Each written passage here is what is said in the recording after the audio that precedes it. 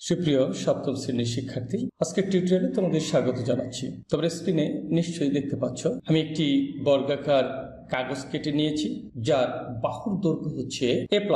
আমরা আজ এই কাগজটি দিয়ে a+b whole square equal a square plus 2ab plus b square সূত্রটি প্রমাণ করব। প্রথমেই আমরা এই কাগজটির ক্ষেত্রফল কত সেটি একটু জানার চেষ্টা করি। যেহেতু কাগজটির দৈর্ঘ্য a+b, দেখো প্রস্থ বরাবর ক্ষেত্র রয়েছে a+b এবং দৈর্ঘ্য এবং প্রস্থ উভয় দিকেই কিন্তু a+b, সুতরাং এটি একটি বর্গ। তাহলে এর ক্ষেত্রফল হচ্ছে a+b হোল স্কয়ার। দেখব যে এই বর্গটি অর্থাৎ এই বর্গের ক্ষেত্রফল a+b whole square equal a square plus 2ab plus b square. এজন্য আমরা প্রথমে এই কাগজটিকে অর্থাৎ এই বর্গাকার কাগজটির সমান আরেকটি বর্গাকার কাগজটি, তোমরা আরেকটি কাগজ নাও, এটিতে লিখে রাখো আরেকটি কাগজ সমান বর্গাকার।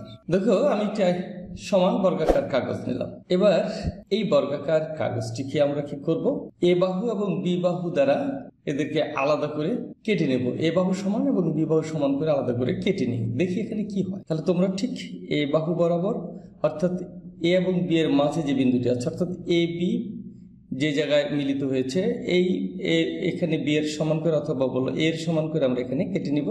আবার এই দিকে এ অথবা বি এর সমান করে আমরা কেটে নেব। তাহলে আমরা কেটে নিই। তাহলে দেখো আমরা এবার কেটে নিচ্ছি এ এবং বি, দেখো এই বরাবর আমরা আলাদা করে ফেললাম। এবার আমরা এই পাশেও আলাদা করে ফেলবো। দেখো এ এবং বি বাহু বরাবর আমরা কেটে দিচ্ছি, আমার কাটা হয়ে গেল।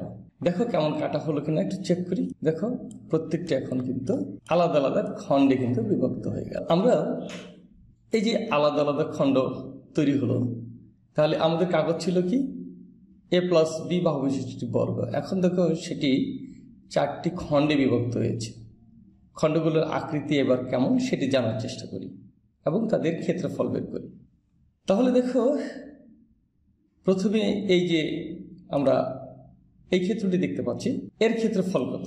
এর ক্ষেত্রফল দেখো এ বাহু বিশিষ্ট কিন্তু একটি বর্গ। তাহলে এ বাহু বিশিষ্ট বর্গের ক্ষেত্রফল কি? ক্ষেত্রফল হলো স্কয়ার। তাহলে আমরা ক্ষেত্রটির ক্ষেত্রফল পেয়ে গেলাম স্কয়ার, বর্গটির ক্ষেত্রফল স্কয়ার। এবার আসো এই ক্ষেত্রটির ক্ষেত্রফল দেখি। দেখো এই ক্ষেত্রটির এই বাহু হচ্ছে বি, এই বাহু হচ্ছে এ। তাহলে দেখো এই সোজা দেখো এ, সুতরাং এটি, তাহলে এটি একটি আয়তন, এর ক্ষেত্রফল এ বি। এবার দেখো আমরা যদি এই ক্ষেত্রটিও লক্ষ্য করি, এই ক্ষেত্রটির একটি আয়তন, কারণ এটিও বি বাহু বিশিষ্ট এবং এ বাহু বিশিষ্ট একটি আয়তন। তাহলে এর ক্ষেত্রফলও কিন্তু আমরা পাচ্ছি এ বি। এবার আমরা ক্ষেত্রফলের দিকে লক্ষ্য করি, এই বাহু এই ক্ষেত্রটি এবং এই ক্ষেত্রটির ক্ষেত্রফল কিন্তু সমান। তার মানে এই আয়তক্ষেত্র দুটি পরস্পর সমান। আমরা এদেরকে একটু চেনার জন্য আলাদা করে রং দিয়ে দিই। আমরা এদেরকে আলাদা রং করে দিলাম। এবার বাকি থাকলো আমার এই ক্ষেত্রটি, এটি দেখো বি বাহু বিশিষ্ট একটি বর্গ, এদিকে বি এদিকেও বি, তার মানে এটি কি বি বাহু বিশিষ্ট একটি বর্গ। তাহলে এর ক্ষেত্রফল বি স্কয়ার। আমরা পেয়ে গেলাম 4টি খণ্ডের ক্ষেত্রফল। এই 4টি খণ্ড কিন্তু আমার এই কাগজটির সমান, 4টি খণ্ডের যোগফল। তাহলে আমরা বলতে পারি যে এইটির ক্ষেত্রফল এই 4টির খণ্ডের ক্ষেত্রফলের সমষ্টির সমান। অর্থাৎ আমরা এখন বলতে পারি, তাহলে আমরা এটি সমান বলতে পারি, তাহলে এটি সমান এটি। তা এই ক্ষেত্রটি এই কাগজের ক্ষেত্রফল এই পুরো কাগজের ক্ষেত্রফলের সমান, কারণ এটি তো এই কাগজ, আমরা তো কাগজের সমান করে কাগজ নিয়েছি। যদি আরেকবার দেখতে চাও দেখে নিতে পারো। দেখো আমি এগুলো দিয়ে এখানে যদি পূরণ করে দিই তাহলে আমরা দেখতে পাচ্ছি যে এটার সমান। এবার আমরা কি করব, এবার আমরা একে একে এখান থেকে আমরা একটু সাজিয়ে দিই।